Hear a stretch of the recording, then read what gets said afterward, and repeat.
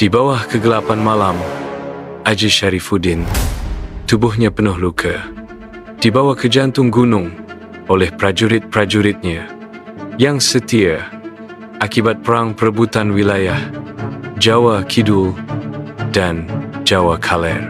Mereka menemukan sebuah gua tersembunyi di sebuah gunung yang jauh dari pemukiman. Aji minta meninggalkannya karena Aji gak mau jadi beban. Karena terluka parah, prajurit pun mengikuti perintahnya. Aji, dengan tegar meski terluka, memilih gua sebagai tempat perlindungannya. Aji bersemedi di sana sekian tahun dan belajar sebuah ilmu yang beresiko. Tapi jika berhasil, ia akan sakti dan abadi. Angin dingin gunung dan jeritan makhluk gaib menggema. Tekadnya makin kuat. Sebuah simfoni kekuatan mulai ia rasakan. Sebuah ilmu ajian yang banyak orang inginkan. Bertahun-tahun kemudian, Aji Syarifuddin tampak jauh lebih muda. Lukanya mulai pulih. Wajahnya menunjukkan tekad yang kuat untuk kembali dan membalas dendam. Dia telah menguasai ajian Raksa Direja Abadi dan bersiap untuk turun gunung. Matanya berkilauan dengan kekuatan yang baru ditemukan. Bumi bergetar saat guntur menggelegar dan kilat menyambar, menandakan seorang yang tidak akan terkalahkan akan kembali. Bumi pun merestui. Badai itu menggemakan kebangkitan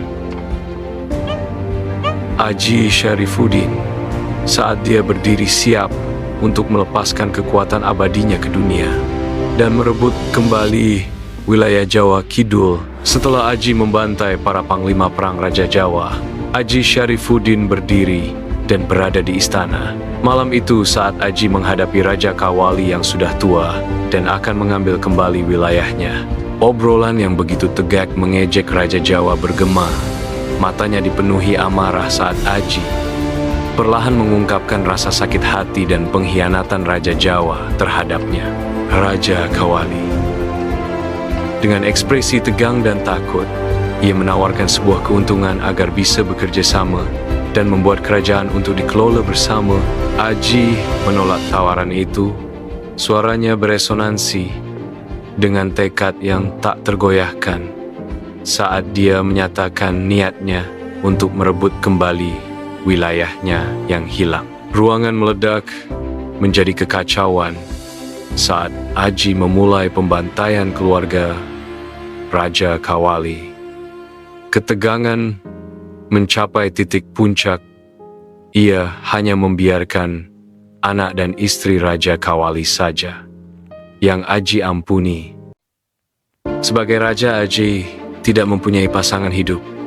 Ia ingin memiliki seorang ratu dari kayangan yang telah lama jadi perbincangan orang banyak, yaitu Ratu Abadi Dayang Sumbi. Tapi syarat untuk mendapatkannya harus menjadi seorang raja atau pemimpin adil, baik hati, dan mensejahterakan rakyat yang dipimpinnya.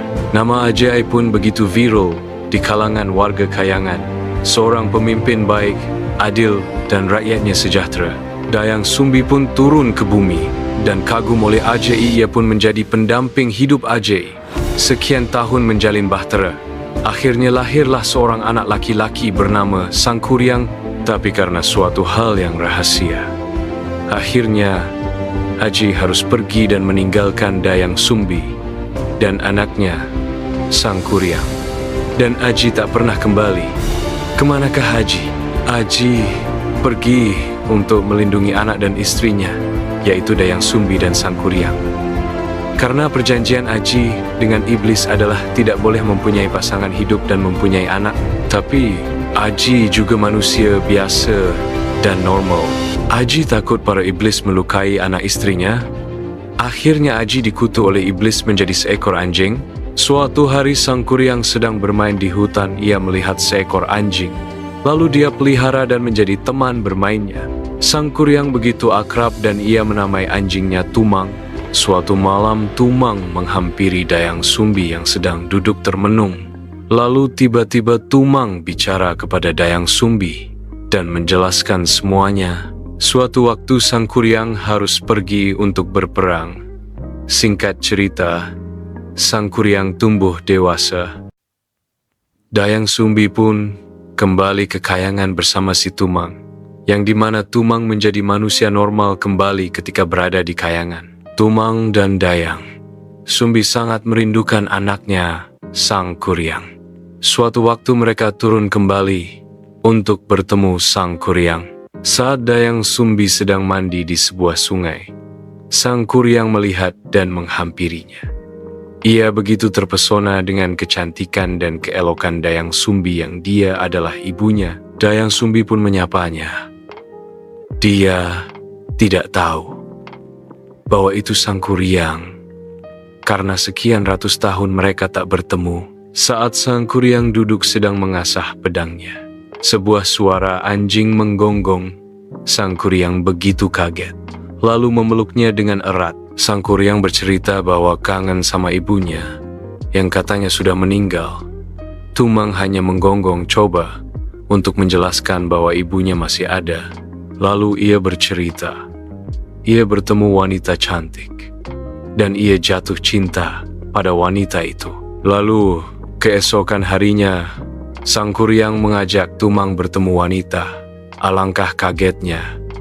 Yang dimaksud Sang Kuryang adalah Dayang Sumbi. Tumang terus mengonggong keras, seperti syarat mengatakan itu ibumu. Saat hari Tumang keluar untuk menemui Dayang Sumbi dan mengatakan semuanya, pada hari itu juga, Sang Kuryang keluar untuk mencari Tumang. Lalu ia melihat Tumang sedang bercengkrama dengan Dayang Sumbi begitu mesra.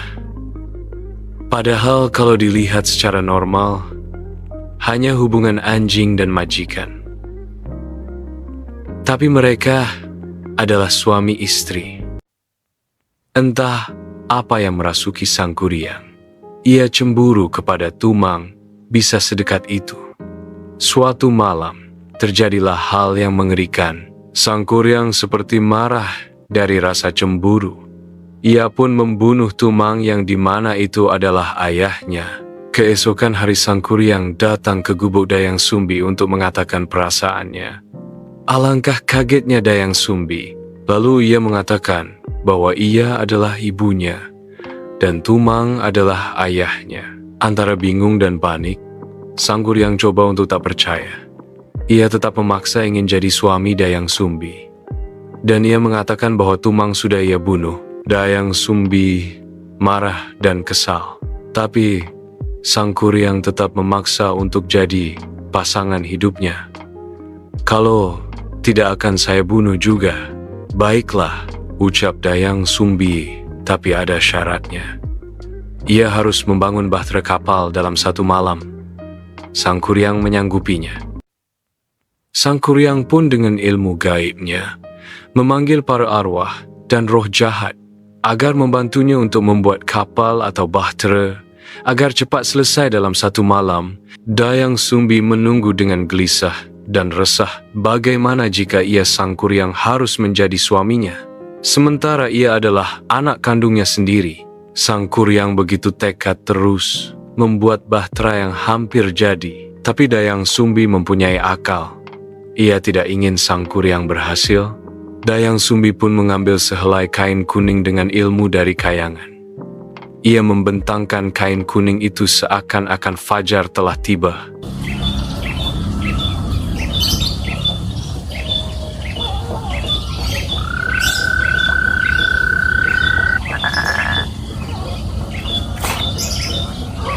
Sang Kuryang begitu kaget dan ia merasa gagal.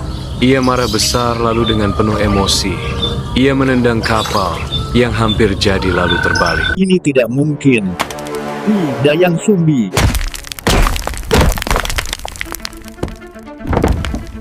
This is impossible, Dayang Sumbi.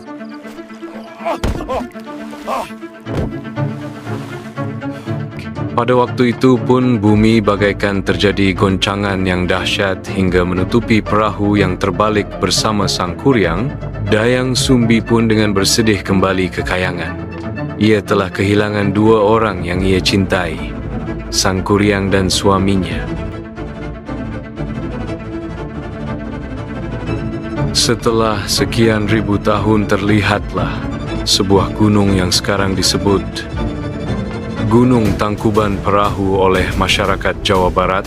Konon katanya arwah Sang Kuryang masih bersemayam dan suka terdengar lolongan anjing